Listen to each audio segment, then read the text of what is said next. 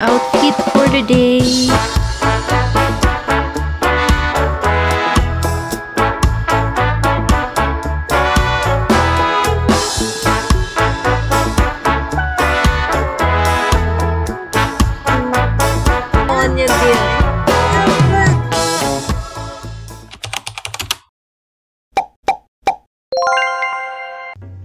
Good morning everyone! Ayan, for today's video, mag-grocery tayo. It's been a while since the last time na may grocery haul tayo. So, since maulan-ulan, mahirap nang lumabas-labas ganyan. So, minsan na lang yung pag-grocery namin. So, ngayon, punta tayo with the baby. The new thing about today is may baby na tayo. So, I'm glad andito si Hubs. Kakatapos ko lang maligo. So, tara na guys. We can do this. So, yan. Walang laman ang ating pantry. And even there. Yan. Pinaglagyan muna natin ng nappy and all. Tapos, yung mga to, ito na lang natitira. It's about time. Miyak na yung isa doon. So, tara na guys.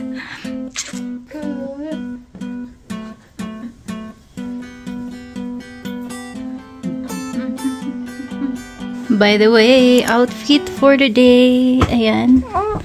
So, hindi makita. But anyway, ganyan po tayo ngayon.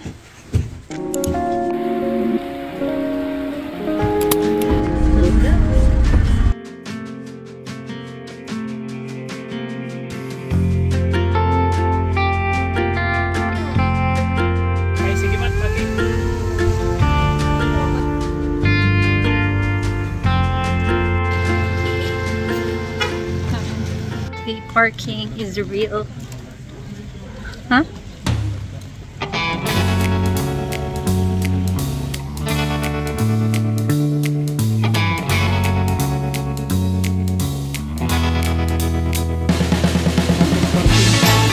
Yeah. Kailangan dati card.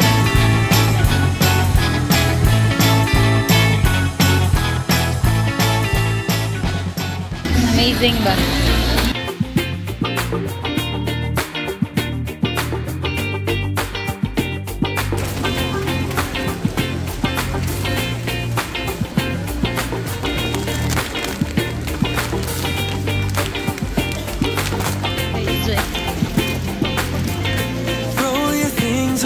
Tonight we'll go a different way, you and me. Tell your friends that this might take some time and you'll be back another day. I can see us breaking down the barrier. Oh yeah. With the speed of light we cross the stratosphere. Oh yeah, we can go so far away. Baby, let's go far, so far, you and me. А он едет до ты чисто?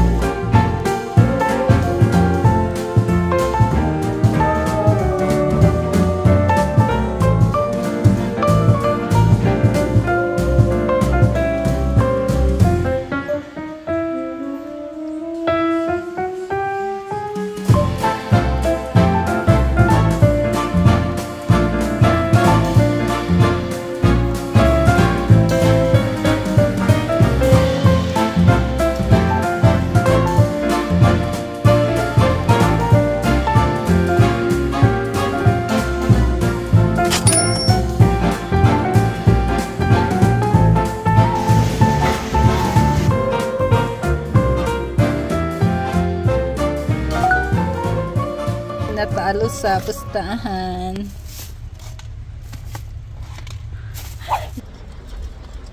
Kain muna tayo guys kasi umuulan. And walang parking dun sa May Chongsan. So pumunta kami dito sa May Pines Hill.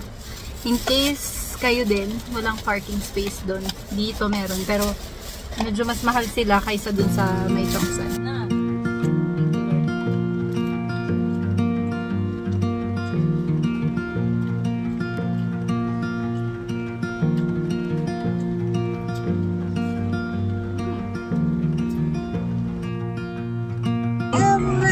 Oo.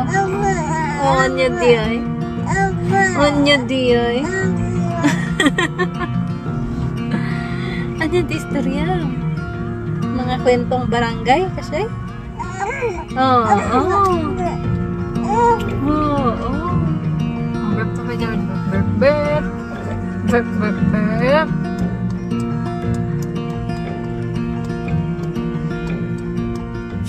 Yan guys, nakauwi na tayo. Let me show you our grocery haul. So, may mga bago akong items na nakuha. Mostly is dati naman ang binibili ko. But anyway, let's start with our first bag. By the way, may 3 kaming bag. Ano, di ba sit? Ah, the drawer. So, ayan. Naiwan sa labas. Let's start with this. Yung mga andito is mga noodles, ganyan. Ubus na. Laging may dalang tubig kapag pumupunta sa grocery or bumibili na doon. Kasi, syempre, nagbe-breastfeed tayo. So, lagi tayong uhaw. First dito is itong Super Crunch. Ayan. So, kay Habs to. May sarili kaming, snacks. Ito is Nissin Ramen na spicy seafood. Hanya beef na ito. Ah? Spicy seafood. Anyway, yan yung nakuha natin. Malamig na kasi ngayon, and especially na nandito tayo sa may bundok. Mas timely yung ganitong mga noodles na pang rainy season. And then, andito naman yung kimchi natin. Our favorite. Meron tayong spicy na pansit canton. Ngayon lang kami kumuha nito just to mix with yung mga chili mansi. Ito talaga yung paborito namin. Chili mansi. Especially kapag nagmamadali. I can't deny na may mga times talaga na kakain tayo ng mga instant food. And, minimix naman namin dun sa mga gulay. Minsan. Yan, pansit canton, chili mansi. Another na, Super Crunch. So, ayan, pagilid na natin yung mga ito. And, may mga, pa tayo, may mga ibang items pa tayo dyan. Napakadami natin grocery kasi, alam nyo naman, tag-ulan na ngayong October. And, mahirap mag-stock ng pagkain. Or parang lumabas na dyan, especially kapag wala si Habs. So, kailangan natin ng mga to. Ayan, medyo mabigat itong next na bag natin. So, here we go. Always pala magdala ng eco bag, especially kapag madami kayong grocery, ganyan. Kasi mapapagastos kayo. This is 35 pesos. So, tips lang naman. Dun sa pila kasi namin, walang cartoon. So, hindi sila nag-unbox. Ayan. Ito is bago lang. Burger patties. Kanino to? Upper QMO. So, this is product ng Baguio. And, wala silang separator nito. So, parang naging na siya. Naging ground pork. Ganun. So, ayun guys, burger patties na galing dito sa Baguio. This is 49.34. 250 grams siya. 1/4. Ayan, kumuha na din ako ng, baking paper para dun sa Graham dun sa shop. Kasi, ang hirap tanggalin pag wala ito. So, we'll bring this later. Kasi pupunta kami sa shop mamaya. And, ito yung bago, brownie scotch So, hindi ko pa siya natatry. Let me try one. Para masabi ko kung masarap ba o hindi. Mahilig talaga ako sa brownies ever. So, may preference ako when it comes to brownies. And yun is yung medyo chewy, ganyan. And medyo parang crispy yung dito sa part na to. But this one is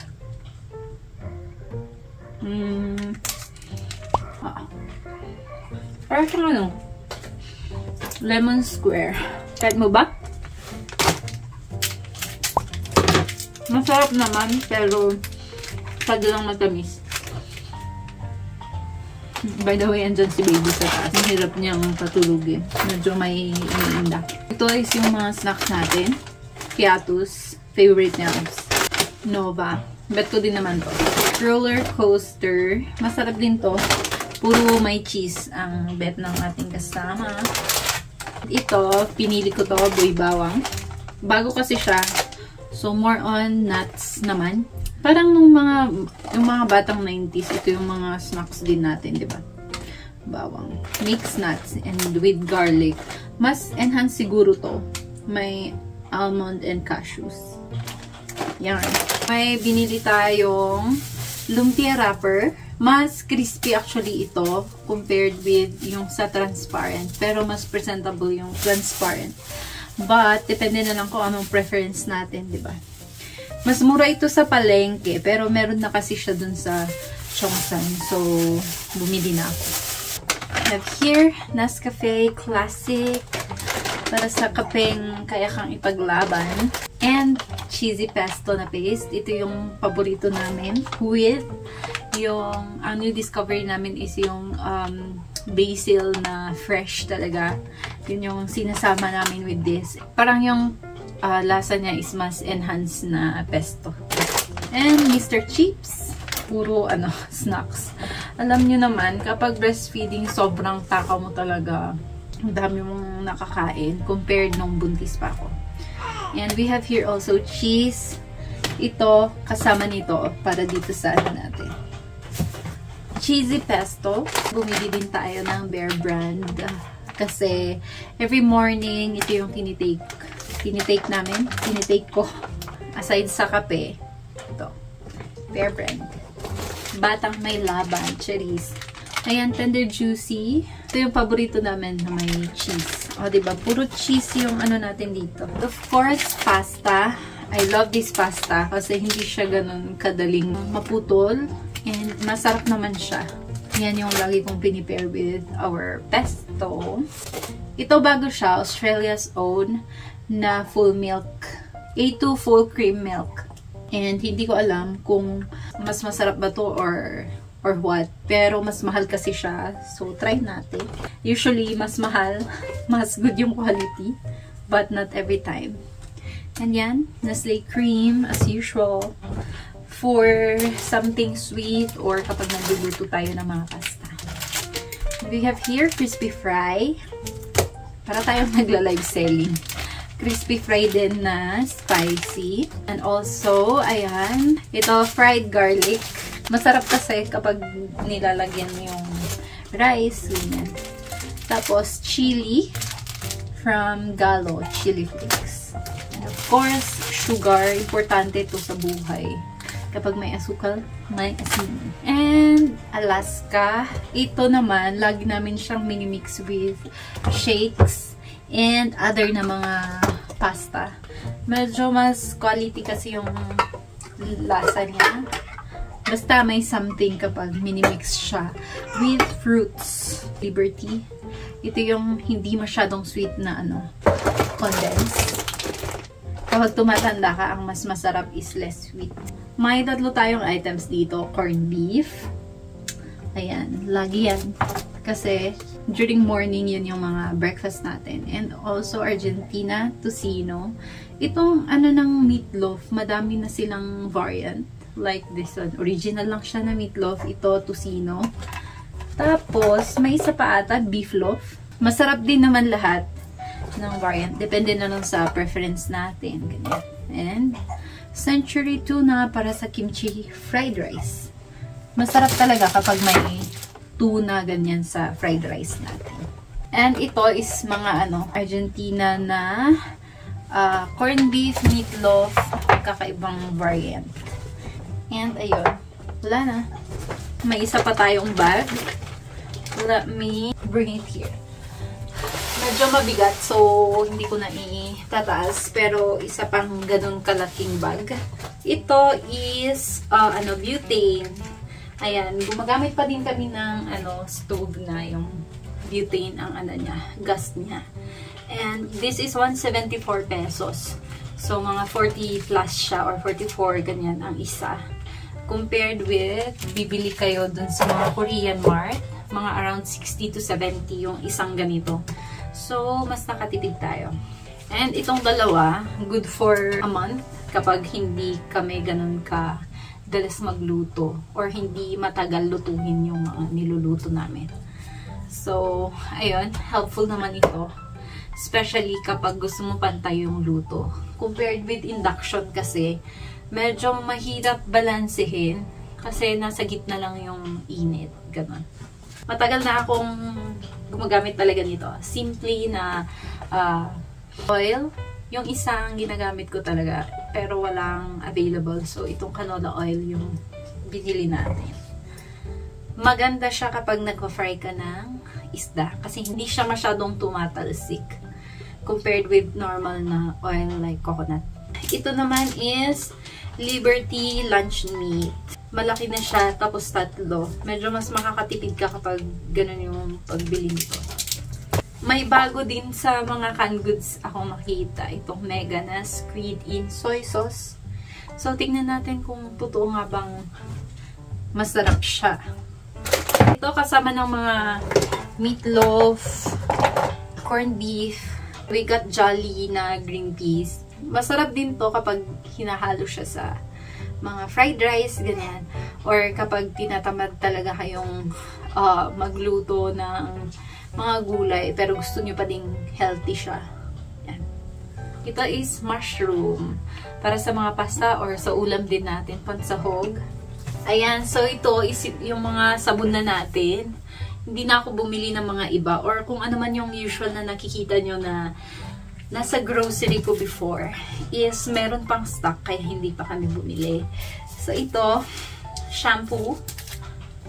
Paubos na yung shampoo natin from last time. So, itry naman natin itong anti-dandruff na minty ang amoy. Of course, my holy grail na lotion. Itong Vaseline na orange. Basta yung may SPF 24, PA++, sun plus pollution, protection. Kapag kayo yung dry yung skin, tapos gusto nyo ma-moisturize talaga, maganda yung mga ng Vaseline. I can recommend yung yellow, pero kapag yung normal lang na ayaw mo ng sticky na feeling, ito. May protection ka pa. One thing na nag-shift ako from my fabric conditioner, ang paborito ko is yung Downy na Sunrise. Tapos yung sa Del na Violet na yung may flower na yellow.